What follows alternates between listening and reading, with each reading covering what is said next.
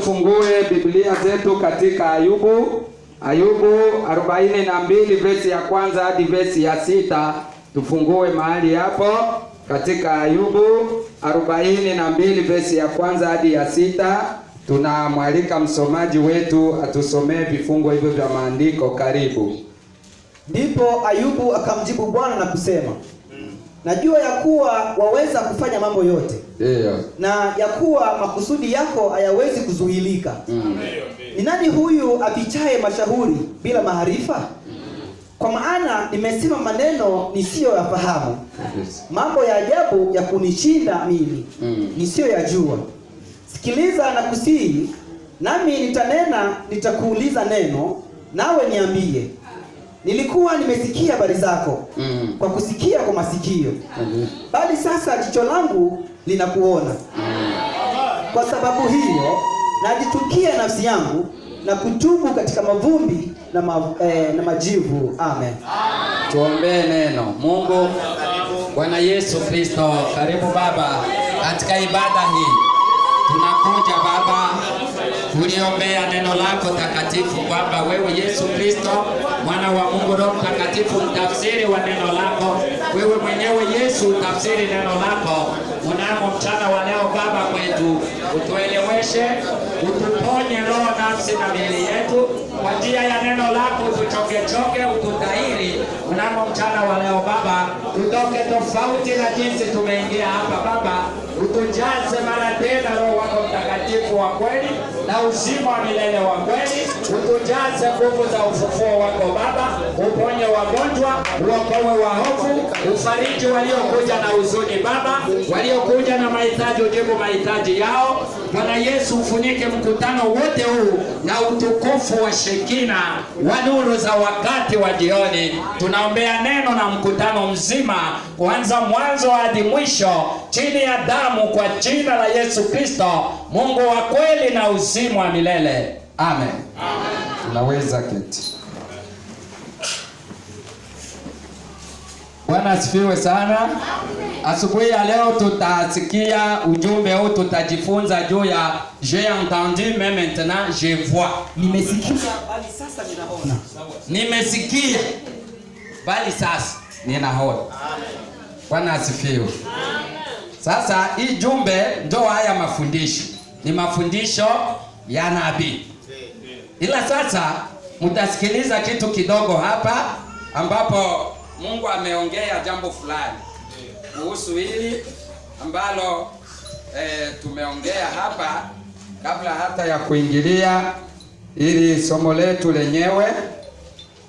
Kwa hiyo tutakwenda kulipata hapa. Nimesikia habari sasa, nimeona ku paragrafu yake ya 79. C'est poussé par le Saint-Esprit qu'autrefois des hommes l'ont écrite. Voyez? Watu wa zamani za kale wakiongozwa na Roho Mtakatifu waliandika. Unaona? Voyez-vous? Unaona? C'est Dieu qui l'a écrite par l'entremise de l'homme. Mungu aliandika kupitia kwa mwanadamu. Tout comme un prophète qui prononce sa parole. Kama vile nabii akinena neno lake. Ce n'est pas la parole du prophète. Si neno la nabii huyo. C'est la parole de Dieu. Ni neno la Mungu. Voyez-vous, par l'entremise du prophète. Unaona, kupitia kwa nabii.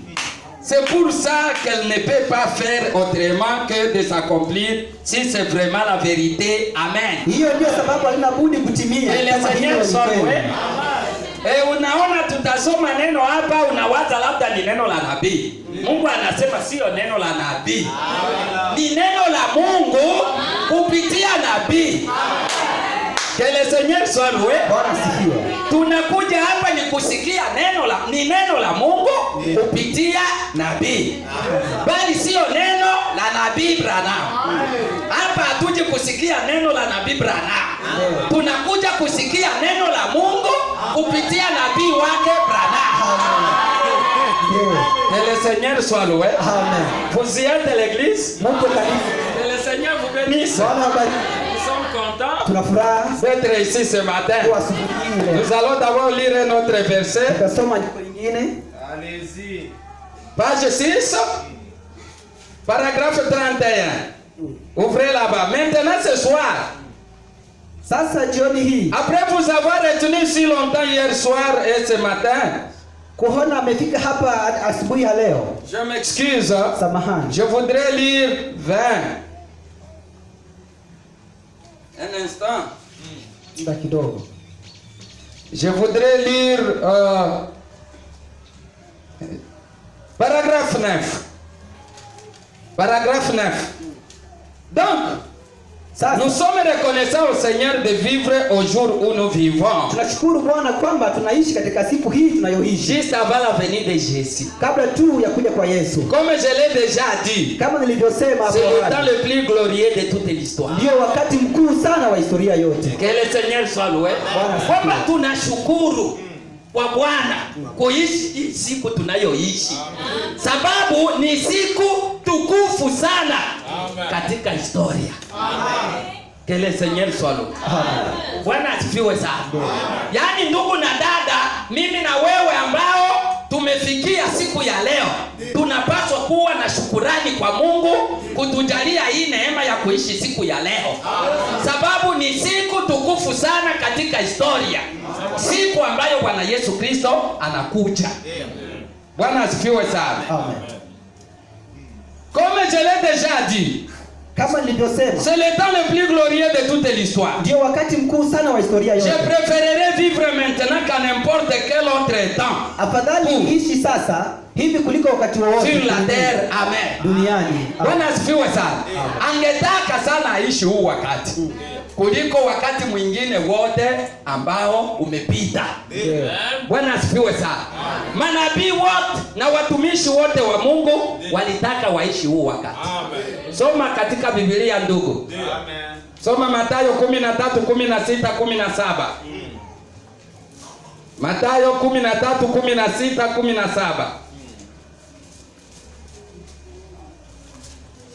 Ndiyo, 13:16 hadi 17. Lakini heri macho yenu kwa kuwa yanaona, na masikio yenu kwa kuwa yanasikia. Ndiyo. Kwa maana amini nawaambia, manabii wengi na wenye haki walitamani kuyaona mnayoyaona ninyi, Amen. wasiyaone, na kuyasikia mnayoyasikia ninyi, wasiyasikie. Bwana asifiwe sana. Amen. Na Bwana atusaidie. Amen. Sisi tuko heri ndugu. Tumeona mambo ambayo hayajapata kuonekana tangu ulimwengu kuwepo. Mungu kushuka ye mwenyewe na kuruhusu wanadamu wamshike picha, ni wakati huu peke yake. Hakujapata kuweko katika historia yote ya ulimwengu wakati mtukufu kama huu. Bwana asifiwe sana. Amen. Lakini tena wakati mwovu sana kama huu. Ndio. Pepo zote za nyakati zote ambazo zimepata kupita huko, ambazo wengine hawakuona, sisi tunaziona zote. Ndio. Na zaidi. Bwana asifiwe sana. Na zaidi. Bwana asifiwe sana. Amen. Na Bwana tusaidie. Hizi siku tuko na bwana mkubwa yangu kutoka pale Marekani. Alituambia jambo moja lilitushangaza. Tulikuwa na wandugu kwenda kumsalimia pale RD. Alituambia wako wanatumika mkampuni moja, wao watu weusi na wazungu. Mzungu mwanaume akawaambia hivi niisha kusanya dola 10,000, niko napenda waende kunibadilisha jinsia sexe, ninataka niwe wa sexe ya kana kike, niwe mwanamke. Bwana mkubwa aliposikia akamuuliza sababu gani? Akasema ndio hivyo vyenye ninapenda. Mungu atusamehe. Akasema hivi nataomba sasa likizo ya wiki 2 ndio watanifanyia hiyo operation. Akaenda wakamfanyia operation ya sex. Mwishakasikia hivyo vitu tangu ulimwengu uanze. Mwishakasikia hayo mambo. Bwana asifiwe sana. Tumefika mwisho wa historia. Tumefika mwisho wa mambo yote, mwisho wa nyakati zote za mwisho. Walienda wakampasua, wakamuopere, bakatoa jinsia sexe ya kianaume, bakamkata akawa mwanamke, na maumbile anaanza tembea kama mwanamke, na hapa amevimbisha, anakuwa na hali na hata kutembea kama mwanamke. Mungu aturehemu. Tumefika mwisho. Bwana asifiwe sana. Na Bwana atusaidie. Ndio. Wakati wa Sodoma walifanya uzinifu mwanaume kwa mwanaume, mwanamke kwa mwanamke huko nje kipagani. Lakini leo imeingizwa mpaka mkanisa. Ndoa inaanza barikiwa na watumishi wa Mungu ambao tunawaita waheshimiwa waaskofu, wameingiza hizo ndoa mpaka mkanisa, madhabahuni, chini ya madhabahu, na kubarikia ndoa ya mwanaume na mwanaume, ndoa ya mwanamke na mwanamke. Hayo mambo hayajapata kuwepo. Ni siku ya leo, siku mofu sana, lakini siku tukufu sana. Kwa hiyo ndugu na dada, tunapaswa kuwa na shukurani kwa Mungu wetu kutujalia kuishi siku ya leo. Ni siku ambayo watumishi wote wa Mungu na wafalme na watu wakuu ambao walitumikia Mungu walitaka kuona siku ya leo. Ni siku ya ajabu. Tunaona mambo ambayo hayajapata kuwepo. Sifa kwa Yesu. Bwana asifiwe sana. Simulisikia waliunganisha ndoa ya mwanaume na imbwa. Mwanaume anaoa imbwa, banaleta hapa madhabahu. Inaunganishwa. Mungu atusamehe. Tumefika mwisho dada, jiandae. Amen. Tumefika mwisho frère, nous sommes à la fin frère. Tumefika mwisho. Prépare-toi. Jiandae. Kele zenye nuze. Bwana tusaidie. Ndoa ya mwanaume na imbwa, imbwa ndio mke ataoa. Na badada yake basere bakaitwa baimbwa baje kwenye harusi ya dada yao imbwa. Mungu atusamehe. Na Mungu aturehemu. Leo kumefanyika mpaka ndoa ya mwanaume na farasi. Ndoa ya mwanaume na farasi. Haya mambo ambayo tunayaona na kuyasikia leo hayajapata kuweko katika historia yote ya ulimwengu, lakini yote ni ishara kwamba kuja kwa Yesu kuna karibia. Amen. Prepare-toi. Jiandae. Jiandae dada. Bwana asifiwe sana. Jiandae ndugu. Wakati unaisha hivi karibuni tutakuwa tumeondoka. Bwana asifiwe sana. Na Bwana atusaidie. Ujumbe wetu, j'ai entendu mais maintenant je vois. Nimesikia bali sasa ninaona. Ndio humu tutakwenda mara moja ku paragrafe 42. Aya 42. 42. Kama Mungu atatujalia tunaweza enda hadi 50. Hadi 52. Hadi 55. Hadi 55. Maintenant, sasa si vous avez le livre de Job ouvert, kama una kitabu cha Ayubu au verset 42, kifungo cha 42, au chapitre 42, ama mlango wa 42, et les 6 premiers versets du chapitre 42 de Job, na vifungo 6 vya kwanza vya mlango wa 40 ya Ayubu, très étrange. ni ajabu sana. Frère Dudley, si vous êtes à l'écoute ce soir là-bas à Phoenix, vous vous souvenez du jour où nous parlions ensemble, vous et moi, il y a une semaine ou deux, et où nous étions référés à ce passage. Ndugu Ted Dar, kama unasikiliza usiku wa leo huko Phoenix, unakumbuka mimi na wewe tukizungumza wakati mmoja yapata juma moja ama miwili yaliyopita, nasi tulirejea kwenye jambo hili. Nilikwambia siku moja hilo litakuwa ni somo kwangu, nami nataka kulitumia usiku wa leo. Bwana asifiwe sana. Yeye ndugu Branham aliambia huyu ndugu kwamba hili litakuwa somo kwangu. Sasa anamuuliza, unakumbuka jinsi tulivyokuwa tunaongea mimi na wewe? Sasa hivi ni somo. Bwana asifiwe sana. Ndio somo sasa tutasikia. Je vous ai dit qu'un jour, nilikwambia siku moja, ça me ferait des sujets. Litakuwa ni somo kwangu. Nilikwambia kwamba siku moja hili ambalo tumesoma katika Ayubu litakuwa somo kwangu. Bwana asifiwe sana. Na Bwana atusaidie. Est-ce que je vais prendre ce soir? Nami nataka kulitumia usiku wa leo. Et répondit. Ndipo akajibu. Job répondit à l'Éternel et dit. Ndipo Ayubu akamjibu Bwana. Écoutez bien cette lecture maintenant. Sikilizeni kwa makini usomaji huu. Je sais que tu peux tout. Najua ya kuwa waweza yote. Et aucun doute n'est trop difficile pour toi. Na ya kuwa makusudi yako hayawezi kuzuilika. Qui est celui-ci qui, sans connaissance, voile les conseils? Ni nani huyu apitaye mashauri bila maarifa? J'ai donc parlé. Kwa maana nimesema. Et sans comprendre des choses trop merveilleuses pour moi. Maana nimesema neno yasiyofahamika. Que je ne connaissais pas. Ambayo siyafahamu. Écoute, je te prie. Mambo ya ajabu kunishinda mimi. Et je parlerai. Na nitayasema. Je t'interrogerai. Nitakusihi. Et toi, instruis-moi. nawe unifuate. Mon oreille avait entendu parler de toi, maintenant mon œil t'a vu. Nilikusikia habari zako kwa kusikia kwa masikio, bali jicho langu limekuona. C'est pourquoi j'ai horreur de moi. Kwa sababu hiyo nachukia nafsi yangu. Et je me répands dans la poussière et dans la cendre. Na kutubu katika mavumbi na majivu. 43. Je désire maintenant prendre pour texte ce verset. Sasa nataka kuchukua somo kutoka kwenye hiyo verset 5.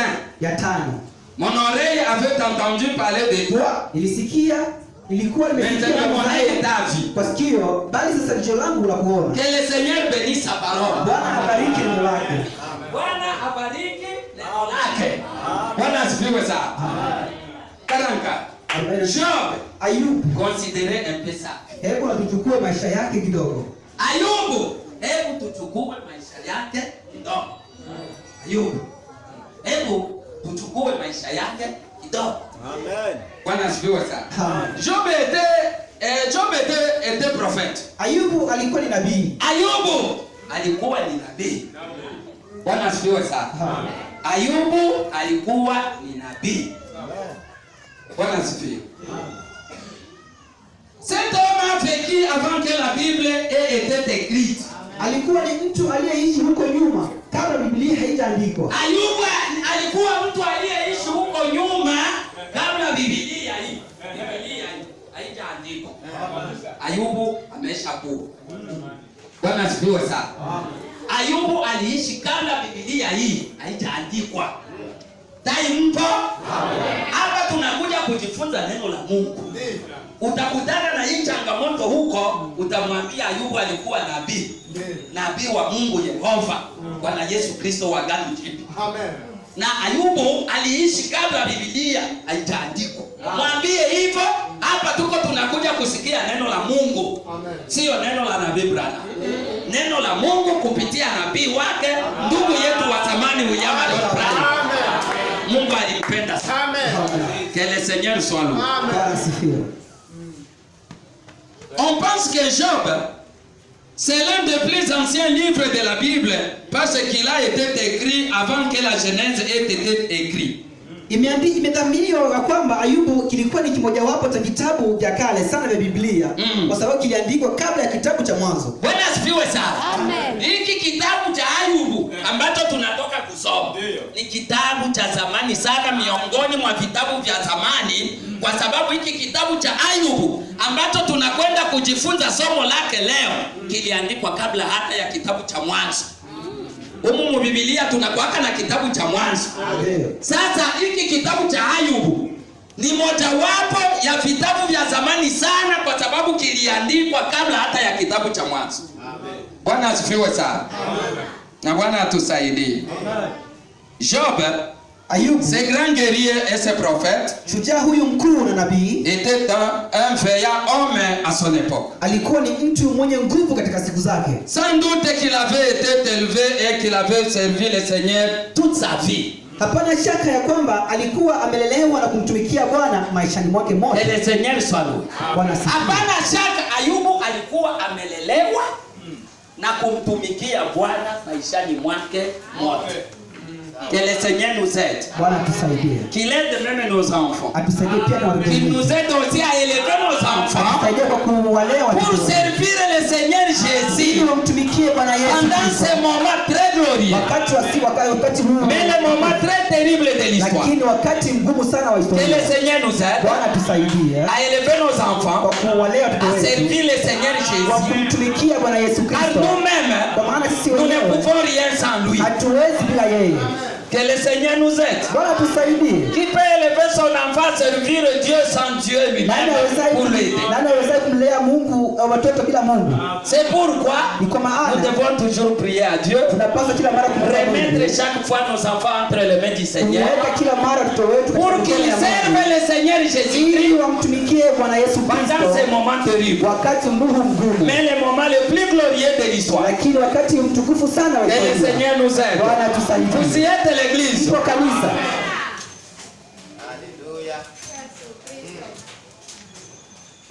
Sans doute qu'il avait été élevé, qu'il avait servi le Seigneur toute sa vie. Hapana shaka ya kwamba alikuwa amelelewa na kumtumikia Bwana maishani mwake mote. Et il avait mené une vie tellement honorable devant les gens que tous les respectaient. Naye alikuwa anaishi maisha ya kijujaa sana, watu wote walimheshimu. Bwana asifiwe sana.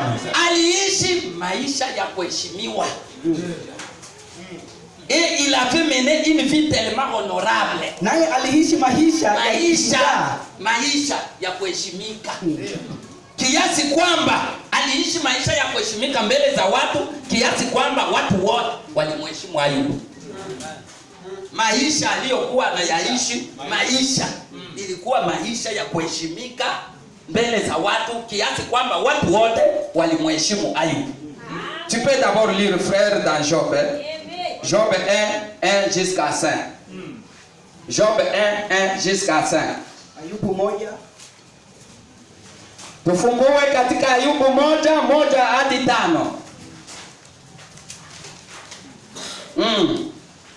Tuone hayo maisha ya Ayubu. Palikuwa na mtu katika nchi ya Uzi. Jina lake alikuwa akiitwa Ayubu. Mtu huyo alikuwa mkamilifu na mwelekevu, ni mmoja aliyemcha Mungu. Bwana asifiwe sana. Ayubu alikuwa anaishi katika nchi wa Uzi. Mtu huyo Ayubu alikuwa mwelekevu na mwenye kumcha Mungu na kuepukana na uovu. Ndio vile Ayubu aliishi. Alimcha Mungu, alikuwa mwelekevu na aliepukana na uovu. Kisha walizaliwa kwake wana 7 na binti 3. Ayubu alizaa wanaume 7 na binti 3. Ndio 10 kwa jumla. Mali yake nayo ilikuwa ni kondoo 7,000 na ngamia 3,000 na jozi za ng'ombe 500 na punda wake 500 na watu nyumbani wengi sana. Basi hivi mtu huyo alikuwa ni mkuu sana kuliko watu wote wa upande wa mashariki. Nao wanawe huenda na kufanya karamu katika nyumba ya kila mmoja wao kwa siku yake. Amen. Nao wakatuma na kuwaita mahundo yao 3 ili waje kula na kunywa pamoja nao. Amen. Basi ilikuwa hapo hizo siku za karamu zao zilipokuwa zimetimia, Ayubu hutuma kwao akawatakasa, kisha akaamka asubuhi na mapema na kusongeza sadaka za kuteketezwa kama hesabu yao wote iliyokuwa. Kwani Ayubu alisema yumkini kwamba hawa wanangu wamefanya dhambi na kumkufuru Mungu mioyoni mwao. Amen. Ndivyo alivyofanya Ayubu siku zote. Bwana asifiwe sana. Mko mnaelewa kanisa? Ndivyo alivyofanya Ayubu siku zote frère suivez. Pata ndugu. Kila siku zote Ayubu aliamka asubuhi na mapema na familia yake kufanya prière en famille, maombi ya familia. Ndio vile Ayubu aliishi siku zote za maisha yake. Chaque matin, kila mapema avec sa famille, alikuwa akiamka na familia yake pour faire la prière en famille, ili kufanya ibada ya familia. Que le Seigneur nous aide. Bwana tusaidie. Ndio maisha ndiyo yaishi Ayubu. Ndugu dada, ungali unafanya maombi ya familia au umeisha? Lakini Mungu tayari ametufundisha hayo. Ayubu alifanya hivyo siku zote za maisha yake yote. Amen. Ndugu, ungali unafanya maombi ya familia? Amen. Dada, ungali unaendelea na maombi ya familia? Wenyewe wanaendelea na maombi ya familia, wainue vidole. Bwana Yesu awabariki. C'est une minorité, frère. Ni uchache tu. Mais beaucoup ne font plus la prière en famille avec leur famille. Frère, sœur, comment vous allez élever vos enfants, frère? Nous vivons un moment très terrible où les hommes commencent à se marier avec des animaux, des bêtes sauvages. C'est terrible. Si on ne met pas nos enfants entre les mains du Seigneur, alors c'est tout. Il n'y a plus d'espoir pour cette famille. Que le Seigneur nous aide. Voilà comment vivait Job. Nous allons au verset 45. Ndugu, kama ufanyi tena maombi rudilia. Dada, ni neno tumeshafundishwa na Mungu anataka fundisho likitoka na kila muamini wa kanisa hili la maskani ya uamsho anashikilia. na ndio mwendeleo huo wa kanisa liwe safi na takatifu, na tuwe na watu watakatifu. Ondoa ufifu. Bwana asifiwe sana. Mais il s'était retrouvé dans une situation que lui, il a appelé être tenté par l'Éternel. Lakini alikuwa amefikia mahali ambapo anahita hapa kujaribiwa na Bwana. Mumeelewa kanisa? Ayubu pamoja na yote haya aliyoyafanya, kuishi maisha mazuri, maisha ya haki, maisha ya kuomba na familia, lakini alijikuta siku moja hivi anajaribiwa na Bwana. Jaribu linafika. Amen. Kanisa mpo? Tumishi wa Mungu kweli kweli. Lakini akajikuta kwamba amefikiwa na jambo ambalo aliliita yeye mwenyewe kujaribiwa na Bwana. Kujaribiwa na Bwana. Hapana na shetani. Hapana na mchawi. Tuko pamoja hapa. Amen. Hapana na shetani. Sababu na wachawi nao wako wanajaribia watu siku hizi, na uchawi hapana watu kulala. Na njoo wako wanaiba mingi, bamwizi ba mingi hapa ni wachawi. Akiingia hapa hivi ana haja ya kufungula mlango. Ni kuingia na kuchinja mbuzi na kula na kubalalisha chini na kujiondokea. Bamwizi ba kwanza ni wachawi. Mungu atusamehe. Wachawi wako wanaiba ajabu. Abraham, hapo mnasikia mahabari Fred. Mungu atusamehe. Yeye alijikuta mahali ambapo anajaribiwa na Mungu. Mnasikia kanisa? Amen. Tufuate kwa makini. Mais moi, j'aimerais employer le terme être testé par l'Éternel. Lakini ningetaka kutumia neno kupewa mtihani na Bwana. Lakini mimi ninataka kutumia neno kufanya nini? Kupewa mtihani na Bwana. Pewa mtihani na Bwana. Amen. Lakini mimi ninataka kutumia neno kupewa mtihani na Bwana. Amen. Bwana anakuwa anapatia watu wake mtihani. Ndio. Kana kurudia nyuma. Bwana atusaidie sana.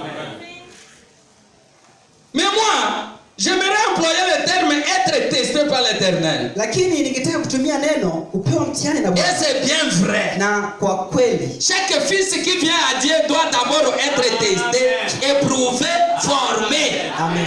Kila mwana anayemjia Bwana hana budi kwanza kujaribiwa, kupewa mtihani, kupata malezi ya mtoto. Ni kweli, kila mwana amjiaye Mungu, kila mwana anayekuja kwa Mungu hana budi kujaribiwa, kupewa mtihani na kufanya nini? Kupata malezi ya mtoto. Na kupata malezi ya mtoto, yani kufunzwa, formation, kuwa formé. Kufunzwa. Bwana asifiwe sana. Amina. Ibrahimu akasema machozi yamezidi mengi tangu hapo, Wakristo wamekamilishwa kwa jaribu, na mlimani mwa Moria wafikapo, matumaini yangu pendo na nasibu. Bwana asifiwe sana. Bwana atusaidie. Kila mwana mjiaye Mungu hana budi kujaribiwa, kupewa mtihani na kufunzwa. Unaweza utakuja tu hivi unakala tu. Haujakuja kwa Mungu. Lakini ikiwa wewe ni mwana wa Mungu, wewe ni binti wa Mungu, umekuja kwa Mungu, hauna budi kujaribiwa, kutiwa kwenye mtihani na kufunzwa.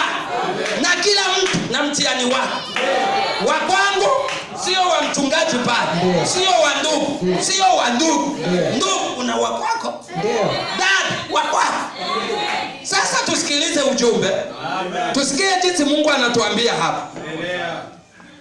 Et alors, na sasa si le test devient pénible, kama jaribu yakiwa ni magumu, et que nous trouvons qu'il est trop pénible, nasi tunafikiri ni magumu sana, et que nous refusons d'écouter, d'obéir, alors il dit que nous devenons un enfant illégitime et non un enfant de Dieu. Amen. Na wala kama hatukasikiliza kutilia manani, ndipo yeye alisema tunakuwa watoto wa Ramu wala si watoto wa Mungu. Que le Seigneur soit loué. Sasa mtihani unapokuja, wewe hausikii au kutilia manani Pasi nyingi tungali tutasoma, unarudia nyuma, unashindwa. Wewe si mwana wa Mungu. Wewe ni mwana haramu. Amen. Jaribio, mtihani unapotujia. Bwana asifiwe sana. Amen. Tukishindwa kustahimili hilo jaribio, tunarudi nyuma upesi. Mungu anasema tunakuwa si wana wa Mungu bali wana haramu. Vous comprenez l'église? Naelewa kanisa. Kila mtu ana mtihani.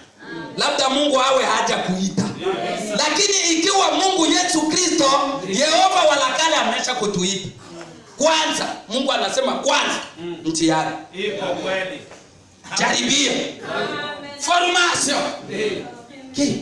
Si wengine wanakufaka kuformation. Hapa basodamu naonaka Fred. Ba mingi wanaendaka 1000 2000 wanakuja kurudia 200 300. Wengine watu walikufa kuformation. Formation ya kijeshi inakuwa ngumu sana. Na hivi ndio tuko kwenye kijeshi cha Kikristo.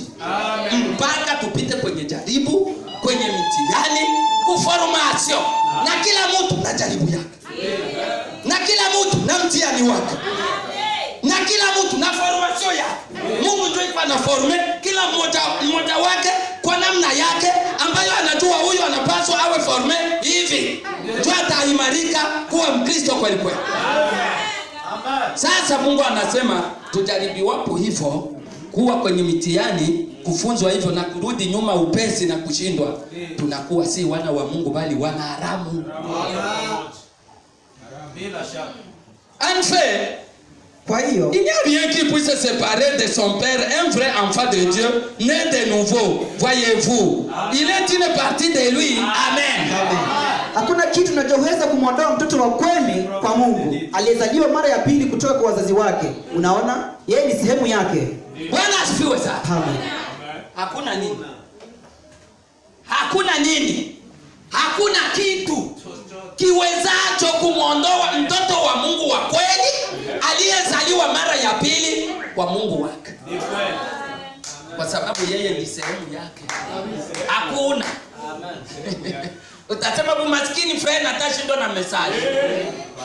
Zero. Amen. Mwana haramu. Amen. Pesa frere, pesa zimeangusha frere. Zero, mwana haramu. Amen. Isi legitime. Nimekawia kuolewa ndio hivi ninangoa. Mwana haramu, si ndio mtihani wako. Kuko wa mitihani wa kukawia kuolewa. Kuko wa mitihani ya kukawia kupata mahali. Kuko wa mitihani ya kukawia kuzaa. Mitihani kubi. Kuko wa mitihani ya umaskini. Mungu atusemeza. Kuko wa mitihani kujenga nyumba hivi, nyumba inatanyeshewa na mvua, mvua inaanza kumelase huko. Atapata pesa afunike nyumba. Mtihani huu.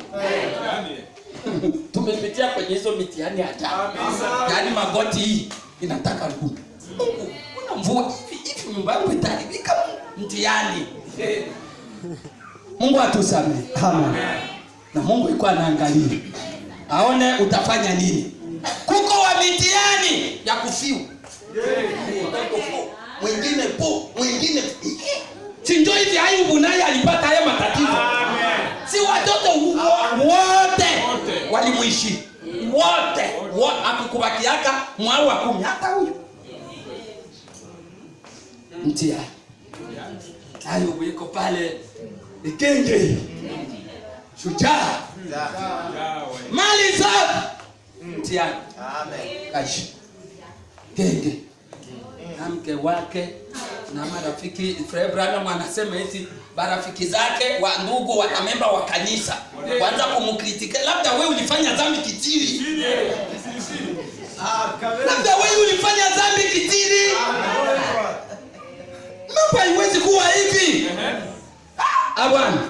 Mungu atusamehe. Naweza mpaka ufiwe watoto yote wanaicha. Labda ulifanya dhambi kitiri, ushakuwa Freemason. Afraid mtu anapopatwa na majaribu, watu ufikiria mambo mengi ukiwa tuna mtoto mmoja, wawili, watatu usipoangalia vizuri, watu tena wataanza sema wewe ndio mchawi mwenye uko na uwaua watoto yako, uko na tanga, uko na patia, ambapo tunasemeka ni Kiswahili ili kutanga. Nitanga. Uko natoa kafara. Ndio wataanza sema kwa kukomalisha puissance zao. Kama hujambiwa hivi. Ngoja. Haiko bure, watoto yote 10 wanaisha sasa. Watu wataanza sema uko mchawi. Uko mchawi. Mungu atusamehe. Na hata hivyo haujawa mchawi. Na hujajua mchawi. Mungu anakutia kutest. Mungu atusamehe sana. Na Bwana aturehemu. Vous ne pouvez plus nier cela que vous pouvez vous nier vous-même. Wewe huwezi kukana jambo hilo, unajikana mwenyewe. Hauwezi kana hili jambo hili, unajikana mwenyewe. Bwana asifiwe. Hili lenye tuko tunanena hapa. Hauwezi, lenye Mungu yuko anatuambia hauwezi kulikana. Utajikana sasa wewe mwenyewe sasa. Bwana atusaidie sana.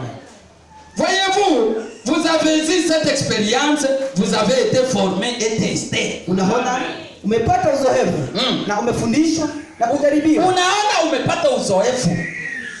Umetiwa kwenye mtihani na umepata formation, umekuwa forme. Bwana asifiwe sana. Kristo.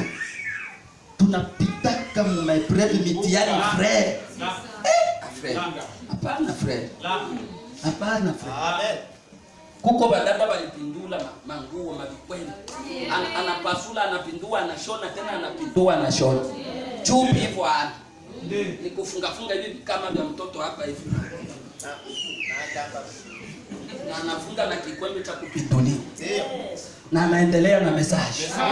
Shukuma. Amen. Wako hapa hivi. Wenyewe wamepita hayo maisha.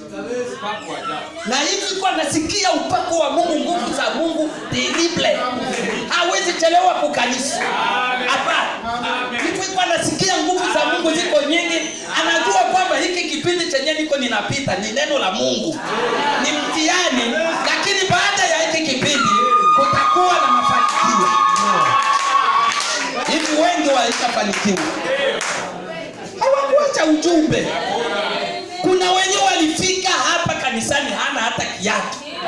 Hivi kwa nasikia onction hajali kwamba aombe viatu eti ndo aseme ndo sababu ya kutokukusanyika. Mungu atusaidie. Amen. Na Bwana aturehemu. Kuna wandugu walikosa mpaka na chupi. Chupi kwa navala tu pantalo ndani hamna hata chupi. Hivi ninawaambia, ninaongea kwa jina la Yesu Kristo. Mtihani. Na huku nyuma kiraka, Aisha piga kiraka kimoja hapa kingine, tena anaanza shona. Mungu atusamehe. Na hivi iko mtumishi wa Mungu. Kuna wenyewe walipanda kuhii mimbara hii na biraka. Na hivyo tena anachomekea nguvu. Asikia hata haya alikuwa anaona upako uko mwingi. Na anachomekea. Nilikuwa nasikia iko vizuri. Nisikia upako. Hawezi chelewa kukanisa, wa kwanza kufika kukanisa ni yeye. Lakini leo hii tunayoongea Bwana Yesu amewabariki. Sifa kwa Yesu. Ni mtihani. Utaisha. Bwana asifiwe sana. Unaona kama wingu kipindi kuwa nyingi baada ya hapo kuna kutaka wakati mzuri sana. Chofili tuko tunapita hata katika maisha ya kiroho. Ukirejea nyuma na kushindwa, unakuwa si mwana wa Mungu bali mwana haramu, sababu Mungu naye anatujaribu. Hauwezi kuitwa na Mungu kisha Mungu akuachilie, akote kukuforme, akote kukutia kwenye mtihani. Hilo alipo. Hilo alipo kabisa. Kama dada utakuwa unafanya mimba inaingia, mtoto anatoka. Mimba inaingia miezi 9, hakuna. Tiani huko. Tiani. Mungu atusamehe. Ni mambo magumu sana. Ndio. Lakini kwa wana wa Mungu wanapita. Na Mungu anawasaidia. Hawawezi rudi nyuma. Binti wa Mungu hawezi rudi nyuma. Sababu amekawia kuolewa, anajua ninapita kwenye kipindi na kitaisha, Yesu atanifanyia mlango. Na Biblia anasema pamoja na majaribu yeye utufanyia mlango. Amehubiri hilo somo, kufanya mlango. Niko katika Wakorintho. Bwana asifiwe sana. Na sasa donc comme il était prophète, kwa kuwa alikuwa ni nabii, il avait eu accès à la grâce de Dieu. Alikuwa na fursa ya kukaribia. Mais Job n'avait pas de Bible à lire. Lakini Ayubu hakuwa na Biblia kusoma. À ce temps-là, la Bible n'avait pas été écrite. Biblia ilikuwa haikuwa. Mais il avait accès à Dieu par révélation et par vision. Lakini alikuwa na fursa ya kumkaribia Mungu. C'était avant que la Bible ait été écrite. Hiyo ilikuwa ni kabla ya kuandika. 47. Maintenant, nous voyons, nous considérons une partie de sa vie. Alors que Dieu l'avait béni et avait fait de lui un grand homme. Eh bien, au point même que tout le monde le respectait, que sa sagesse était devenue tellement grande. L'inspiration qu'il recevait de Dieu avait confirmé qu'il était le serviteur de Dieu. C'est clairement que les gens venaient de partout pour l'entendre. Kiasi kwamba watu walitoka mahali na mahali kuja kumsikiliza Ayubu. Alikuwa amepata hekima ya ajabu. Mpaka watu walitoka sehemu na sehemu kuja kumsikiliza. Sifa kwa Yesu. Mtumishi wa Mungu. Alikuwa na mtu wa kipekee. L'original. Wa kipekee. Il y a des frères ici que je suis en train d'observer qui passent par des épreuves, par des tests, par des formations. Ils sont secoués. Maintenant ils sont sur le point même d'abandonner le message. Mais vous n'abandonnerez pas le message aussi longtemps que Dieu vous a appelé. Vous êtes le fils et le Dieu de Dieu. Vous n'irez nulle part. Et le Seigneur nous aide.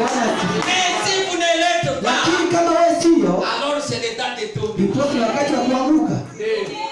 Et par là, vous êtes en pas illégitime. C'est le Seigneur qui parle. Ce n'est pas votre frère. Or nous voyons sa vie. C'est bref. Et sa grande foi. Même Jésus, quand il est venu sur terre, il a parlé de la patience de Job. Il a dit, n'avez-vous pas lu au sujet de la patience de Job? La foi attend avec patience que la parole promise s'accomplisse. Imani uvumilia. Walisema kusikia pale. Ni wanadamu. Imani uvumilia mpaka neno la Mungu la ahadi litimie. Tumesikia hapa somo kubwa sana la imani. Kuamini moyoni. Imani uvumilia mpaka ahadi ya Mungu itimie. Imani uvumilia mpaka ahadi ya Mungu itimie.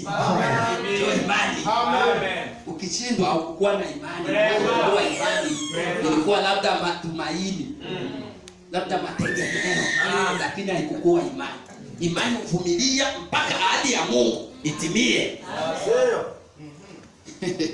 Bwana asifiwe sana. Amen. Or nous remarquons ici que Job, après avoir traversé ces épreuves, toutes ces afflictions, il avait une charmante famille.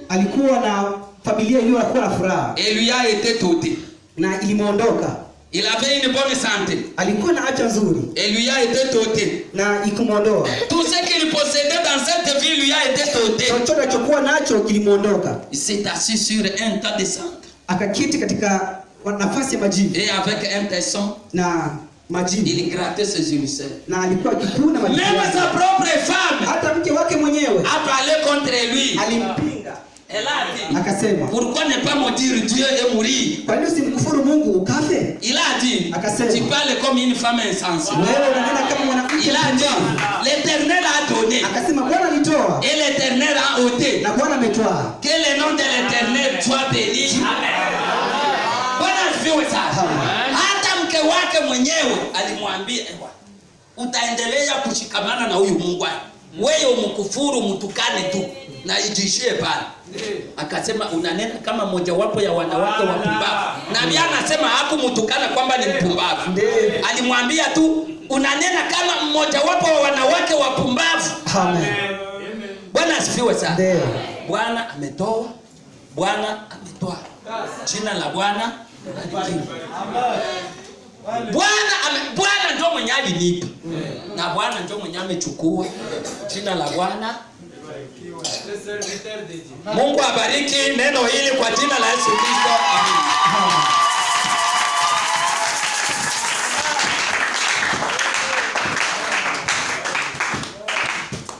Amen.